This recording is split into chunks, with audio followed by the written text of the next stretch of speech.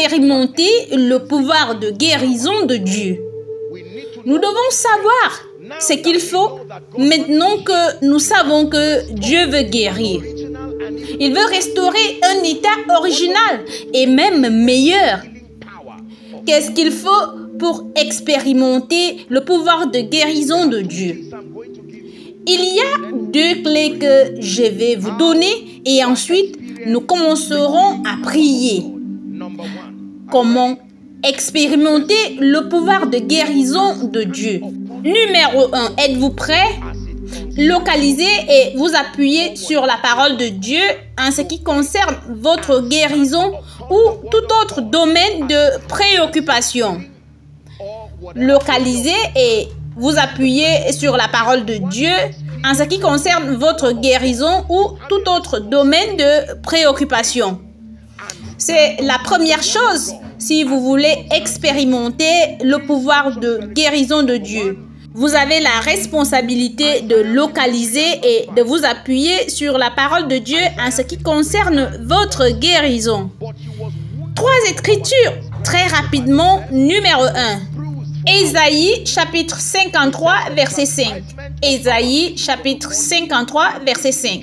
Il dit, mais il était blessé pour nos péchés. La Bible dit qu'il était brisé pour nos iniquités. Le châtiment de notre paix était sur lui et c'est par ses meurtrissures que nous sommes guéris. Donc, vous devez localiser ce que la parole de Dieu dit. Psaume 102 à partir du verset 1 au verset 3. Il dit, mon âme bénit l'Éternel, que tout ce qui est en moi bénisse son saint nom. Au verset 2, mon âme bénit l'Éternel et n'oublie aucun de ses bienfaits. Maintenant, quels sont ses bienfaits? Verset 3, numéro 1, c'est lui qui pardonne toutes tes iniquités. Voyez-vous le protocole maintenant? Il commence avec le pardon et ensuite il guérit toutes tes maladies. En fait, nous ajoutons le verset 4 qui dit « C'est lui qui délivre ta vie de la fosse, qui te couronne de bonté et de miséricorde. » Tout ceci sont des bienfaits. Donc, vous devez localiser à partir des Écritures.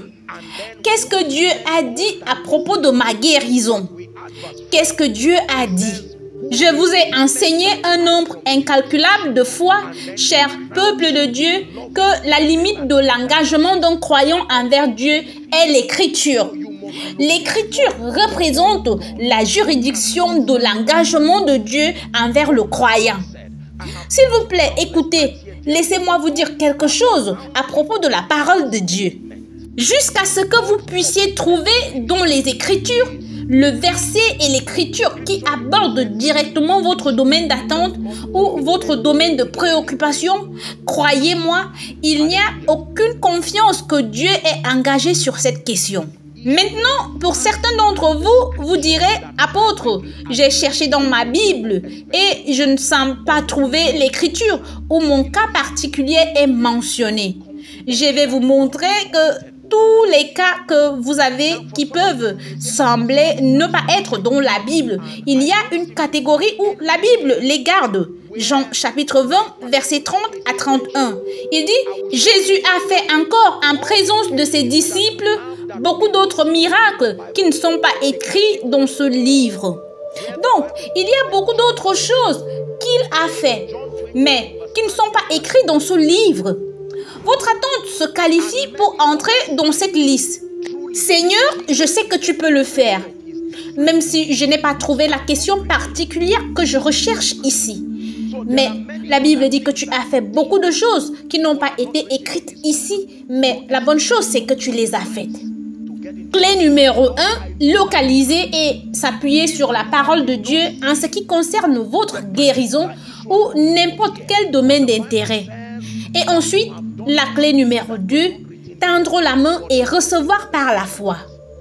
Tendre la main et recevoir votre guérison ou tendre la main et recevoir ce que vous désirez par la foi, quels que soient les symptômes dominants. Je mets symptômes ici parce que nous parlons de maladie, mais cela s'applique à n'importe quel domaine. Hébreux chapitre 11, verset 6, il dit « Or, sans la foi, il est impossible de lui être agréable. » Car il faut que celui qui s'approche de Dieu croit que Dieu existe et qu'il est le rémunérateur de ceux qui le cherchent. Donc, quand nous le cherchons sincèrement, lui faisant confiance pour qu'il nous vienne en aide, la Bible dit qu'il est le rémunérateur. Deuxièmement, dans Jean chapitre 5, à partir du verset 1, la Bible dit « Après cela, il eut une fête des Juifs et Jésus monta à Jérusalem. » Au verset 2, la Bible dit « Or, à Jérusalem, près de la porte des brebis, il y a une piscine qui s'appelle en hébreu Bethesda et qui a 5 portiques. » Au verset 3, il dit « Sous ces portiques étaient couchés un grand nombre des malades, des aveugles, des boiteux, des paralytiques qui attendaient le mouvement de l'eau. » Au verset 4, il dit « Car un ange descendait de temps en temps dans la piscine et agitait l'eau, et celui qui y descendait le premier après que l'eau avait été agitée était guéri, quelle que fût sa maladie. » Au verset 5, savez-vous la première des choses à propos de cette histoire? J'aurais été moins concernée si la Bible nous disait qu'il y avait certaines personnes qui sont restées là pendant très longtemps. La Bible nous dit tout d'abord qu'il y avait une multitude de personnes malades. Puis elle isole un homme et dit qu'un homme parmi la multitude était là depuis 38 ans. Si elle disait qu'il y avait 10 personnes ou 15 personnes, vous sauriez que ce n'était pas l'apanage d'un seul homme. Ce qui signifie qu'il y avait quelque chose qui n'allait pas chez cet homme. Que les multitudes viendront et iront, mais cet homme est resté là. Verset 6. Jésus l'ayant vu coucher et sachant qu'il était malade depuis longtemps, lui dit « Veux-tu être guéri ?» Regardez maintenant la réponse de cet homme malade.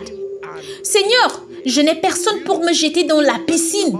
Quand l'eau est agitée et pendant que j'y vais, un autre descend avant moi. » Cela signifie « Je ne suis pas prêt à prendre la responsabilité de mon action. » Écoutez, le problème n'était pas avec l'ange. Le problème n'était pas avec l'eau. Mais pour guérir, il fallait qu'il fasse un effort. Il ne savait pas que pour recevoir de Dieu, vous avez un rôle à jouer. Il a dit, je suis juste couché ici à attendre que quelqu'un joue mon rôle pour moi. Et cette attente a fait 38 ans d'un moment de la puissance de Dieu. Puis-je vous dire ceci? Chaque fois que vous échouez à faire ce que Dieu vous a donné le pouvoir de faire, en ce qui concerne votre propre équation, votre propre rôle participatif pour obtenir les choses de Dieu, c'est-à-dire que vous n'êtes pas prêt à assumer la responsabilité de votre action, l'ange est venu et a agité l'eau. Mais l'homme a dit, je n'ai personne pour me mettre dans la piscine. Savez-vous quel genre de travail il faut pour porter un homme paralysé et le mettre dans la piscine? Et pendant que j'y vais, un autre descend avant moi. Cet autre qui descend avant lui. Était-il le seul homme paralysé là-bas? La Bible dit qu'il y avait des hommes paralysés, négligents. Et il a juste réalisé qu'un jour, il avait déjà 38 ans. Regardez la miséricorde de Jésus au verset 8. Et Jésus a dit, très bien, maintenant, je veux te donner la chance d'apprendre comment ça marche. Vous allez penser que Jésus allait le tenir. Jésus a dit, lève-toi, prends ton lit et marche. C'était la même chose. Lequel est plus facile? Roule ou lève-toi? Vous êtes allé à l'école. Lequel des deux est plus facile? Enroule-toi ou lève-toi? Jésus arrive et tu penses que l'équation va changer. Même si tu rencontres Jésus, il faudrait toujours la même foi. Lève-toi, prends ton lit et marche. Au moins, si tu tombes dans l'eau, tu ne prendras pas ton lit. C'est juste rouler. Jésus lui a dit de se lever. Prends ton lit et marche. Et finalement, au verset 9, nous voyons qu'il avait cette capacité. Il l'avait toujours eu. C'était une fausse excuse qu'il donnait. Si cet homme pouvait se lever, cela veut dire qu'il pouvait rouler. La Bible dit aussitôt cet homme fut guéri, il prit son lit et marcha. Le même jour, c'était un sabbat. Pouvez-vous imaginer cela? Écoutez-moi s'il vous plaît. Même si Jésus-Christ, le Fils du Dieu vivant apparaît ici directement pour me remplacer. Vous penseriez que parce qu'il est venu, vous commencerez à jubiler. Je vous assure qu'il y aura des gens qui partiront sans rien recevoir, au point que vous vous demanderez si c'est Jésus ou non. Parce que sa venue n'éliminera pas le besoin de foi. Sommes-nous ensemble maintenant? Il faudra toujours avoir la foi en la parole de Dieu pour recevoir. Vous devez croire que Dieu a agi pour vous et ensuite prendre les mesures correspondantes par la foi. Romains chapitre 4, verset 18, il dit « Espérant contre toute espérance, il crut en sorte qu'il devint père d'un grand nombre de nations.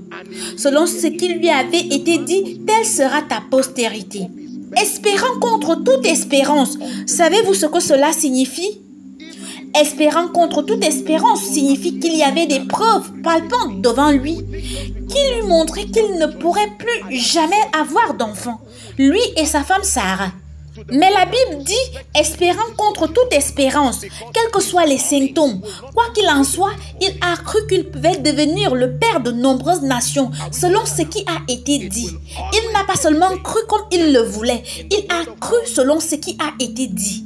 Verset suivant, verset 19, il dit « Et sans faiblir dans la foi, il ne considéra point que son corps était déjà usé, puisqu'il avait près de 100 ans, et que sa femme n'était plus en état d'avoir des enfants. » La Bible dit qu'il n'a pas considéré, c'est pourquoi je vous ai dit que vous devez demander avec foi. Si vous vous concentrez sur les symptômes, vous ne recevrez jamais de Dieu. Vous devez apprendre à détourner vos yeux. Quand Pierre a regardé Jésus, il pouvait marcher sur l'eau. Mais quand il s'est retourné et qu'il a vu à quel point la mer était agitée, la Bible dit qu'il s'est mis à chanter. Quand on tourne vers lui les regards, on est rayonnant de joie et le visage ne se couvre pas de honte. Psaume 34, verset 5. Je vous assure par le Dieu du ciel que notre Dieu est toujours le roi ressuscité et il est toujours dans le business de ressusciter les gens. Ressusciter signifie vous faire sortir de la tombe, toutes sortes de tombes. Tendez la main avec foi. Demandez avec foi. Apôtre, je suis venu ici, je fais confiance à Dieu pour la guérison. Même dans mes finances, mon problème c'est que dans mes finances, rien ne marche. Quand la parole de Dieu vient et que Dieu est capable de vous bénir et de vous élever, c'est votre responsabilité de demander avec foi. Comment demandez-vous avec foi? En croyant que Dieu est capable d'intervenir et ensuite en découvrant quel rôle vous devez jouer pour libérer la puissance de Dieu. En fait, laissez-moi vous donner une troisième clé. La troisième clé est de s'attendre à ce que l'onction coule en réponse de votre foi. S'attendre à ce que l'onction coule en réponse de votre foi. Parce que l'onction du Saint-Esprit est la puissance. C'est l'agence qui apporte réellement les résultats. La foi est un moyen de connexion. Elle vous connecte à la puissance de Dieu. Mais l'agence qui fait le travail, c'est l'onction, la puissance de Dieu.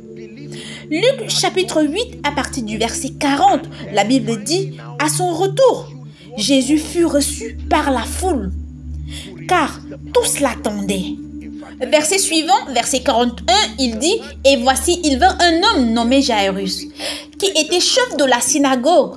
Il se jeta à ses pieds et le supplia d'entrer dans sa maison. » Le verset 42 dit « Parce qu'il avait une fille unique d'environ 12 ans qui se mourait. Pendant que Jésus y allait, il était pressé par la foule. » Verset 43, la Bible dit « Or, il y avait une femme atteinte d'une perte de sang depuis 12 ans et qui avait dépensé tout son bien pour les médecins sans qu'aucun ait pu la guérir. » Savez-vous ce que cela signifie? Le jour où cet enfant est né, pendant que sa mère était encore en salle d'accouchement, le problème de cette femme a commencé. 12 ans. Les deux avaient des problèmes vieux de 12 ans. Donc, à quel problème de 12 ans Jésus répondait-il? Ça dépend de qui se connecte. Les deux ont des problèmes de 12 ans. Et on pourrait penser que c'est parce que l'une est une petite fille. À l'école de l'esprit, ce n'est pas une question d'âge. C'est votre capacité à vous connecter et à croire. Je veux vous enseigner quelque chose de très puissant.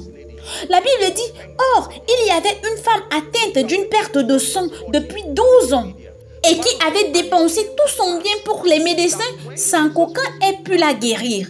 Au verset 44, la Bible dit, elle s'approcha par derrière et toucha le bord du vêtement de Jésus. Au même moment, la perte de sang s'arrêta. Verset 45, et Jésus dit, qui m'a touché? La Bible dit, comme tous s'en défendaient, Pierre et ceux qui étaient avec lui dirent, Maître, la foule t'entoure et te presse, et tu dis, qui m'a touché? En d'autres termes, c'est une question stupide. Jésus, il y a tant de gens qui te poussent, comment diras-tu cela? Et Jésus a dit, quelqu'un m'a touché, car je le perçois. Beaucoup de gens me touchaient pour diverses raisons, mais j'ai perçu cette puissance. La vertu, l'onction est sortie de moi. Il y a un toucher qui impose une demande. Regardez, cela signifie qu'il était possible pour Jairus de se tenir à la place de sa fille et de guérir immédiatement. Il parlait avec Jésus depuis longtemps et il a dit, viens dans ma maison.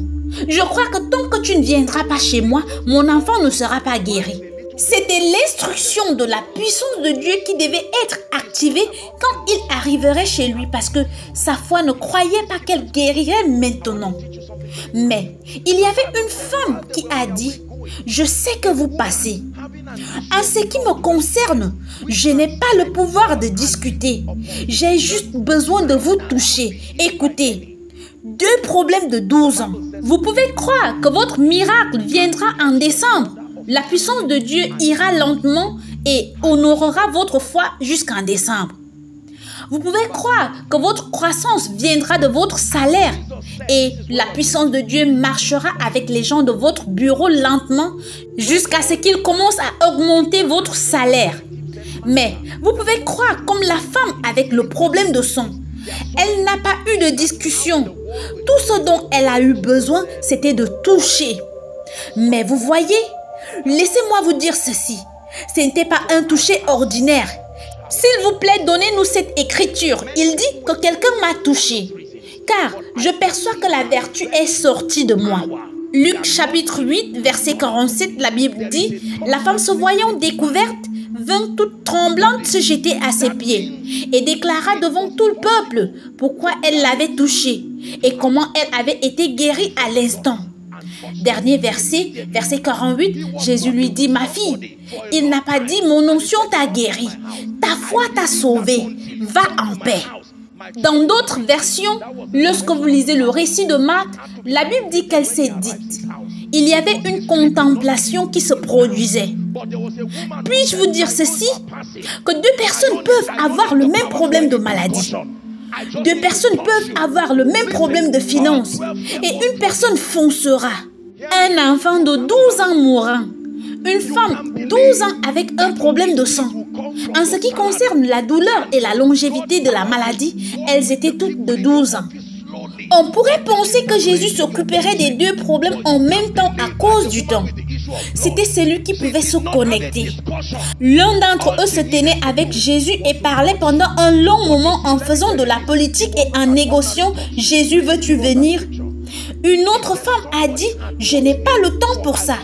Ce n'est pas facile d'être dans cet état.